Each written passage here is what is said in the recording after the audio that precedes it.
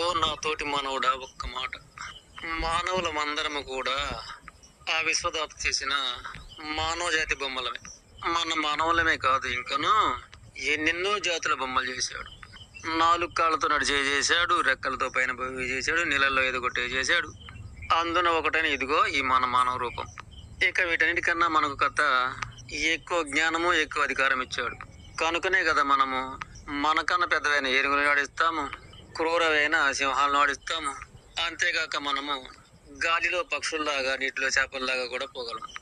అలాగే భూమిపై కూడాను నడవవలసిన మనము ఏవో యంత్రాలు చేసుకొని భూమి అంతా కూడా వ్యవహరిస్తున్నాం. ఆ యంత్రాలతోనే గాలిలోను నీటిలోను కూడా తిరిగి వస్తున్నాం.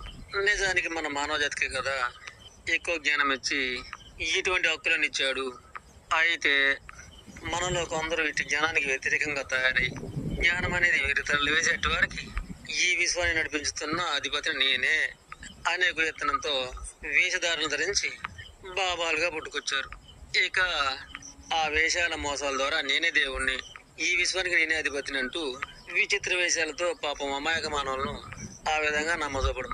ఇక పాపం వారు నిజమే అనుకొని పాద పూజలు, ఇతర సేవలు చేయడం. ఇక వారికి మహామాయ మోస మాటలు వినిపించడం.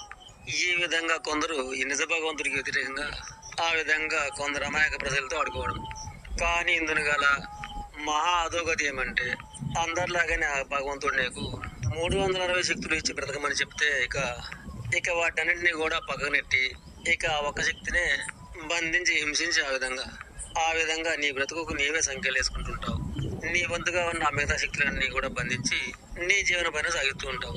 నిజానికి ప్రజలను మోసం చేయడం కోసం నీవే మోసపోతుంటావు. ఒక శాపంగా ఈ విశ్వంలో చూడలేవు, వినలేవు. ఆ విధంగా మాయాజపం నటిస్తుంటావు. అంటే నీవు జీవోత్సవంలో పడి ఉంటావు. నిజానికి నీవు అందరిలాగా ఈ విశ్వంలో నీ జన్మకు గల సర్వశక్తులను వినియోగించుకుని బ్రతికే అదృష్టాన్ని కోల్పోతావు.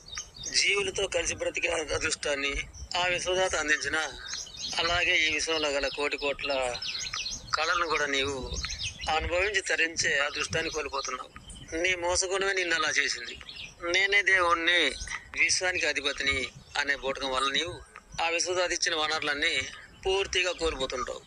బూటకాలతో లోకాన్ని మోసం చేసి ఏదో కనకీర్తి సాధిస్తాననుకుని భ్రమిస్తూ ఆ విధంగా నీవు జన్మ వ్యర్థం చేసుకుంటూ ఇదే పరమార్థమని మురిసిపోతుంటావు. ఆ విశ్వదాతకే వ్యతిరేకంగా నడుచుకుంటున్నావు కదా. ఈ జన్మ కాలం తీరిపోతే మళ్ళీ రావు కదా. మహా అదృష్టంగా ఆ నిజ విశ్వదాత నీకు జన్మనిస్తే వినియోగించుకోకుండా ఏదో మోసాన్ని సృష్టించుకొని నీకు నువ్వే మోసం చేసుకుంటూ ఆ విధంగా నీవు నేనే విశ్వదాతనంటూ నిజ విశ్వదాతకు వ్యతిరేకంగా నడుచుకుంటున్నావు కదా.